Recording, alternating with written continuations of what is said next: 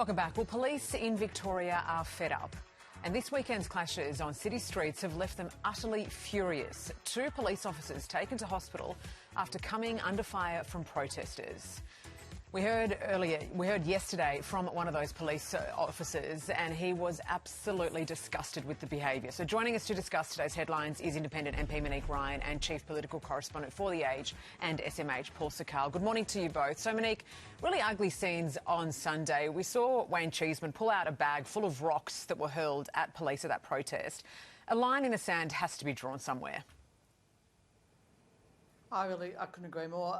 You have to remember, the people who took those rocks to that protest decided to do so well in advance. They also decided to fill up bottles, apparently, with shards of glass. That sort of premeditation is incredibly disappointing. You need to remember as well that Victoria Police have been under huge stress for months now. They're still trying to track down Desi Freeman near Port Punker. You know, a cop killer is still on the loose in Victoria.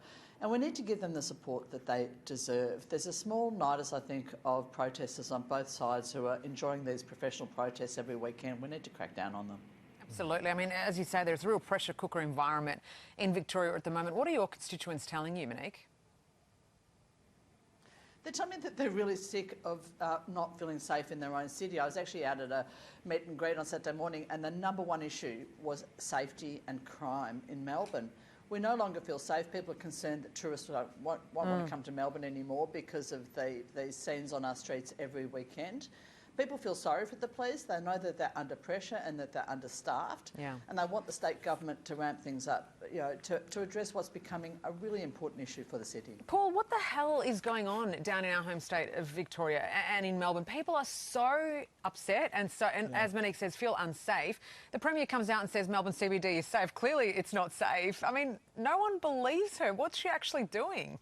Yeah, I'm almost a little bit loath to get into the, Victoria as a hellhole cliche, because there is a little bit of a cliche there, but it doesn't feel wrong all the time to make that point. And there is this kind of perpetual sense of discord in the streets of Melbourne. I mean, there is obviously a right to protest, that goes without saying, but is there a right for various groups with different grievances, which are very small, to continue to lock down what is the most beautiful tourist part of the city, which is known as the Paris end of Collins and Burke Street, which was shut down for all of Sunday? I mean, this is outrageous to have restaurants and theatres and cafes closed on a Sunday. I saw Instagram videos from friends of mine who were trying to go with their family and friends to various places on the Sunday and they couldn't get there. So you do wonder when the Rubicon is crossed and the government just says, sorry, you can't protest in this spot anymore. Yeah, but this is the thing though, Paul. What will it take? I mean, we're almost now seeing Jacinta Allen and her deputy at odds as well. I mean, Ben Carroll came out yesterday saying there should be a zero tolerance approach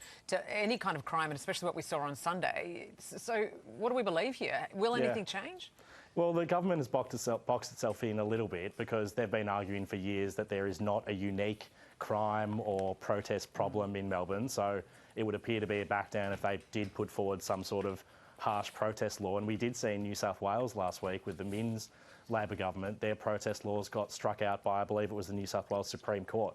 So there is a rule of law issue here. The rule of law is on one side of the argument and there's community sentiment on the other. It's hard for governments to find a balance, I acknowledge that, but I think this has reached a really difficult point. No, absolutely. All right, let's move on. The PM soon to be meeting with the US President in the Oval Office. Monique's 273 days since Trump was sworn in. Between tariffs, AUKUS, they've got a bit of ground to cover.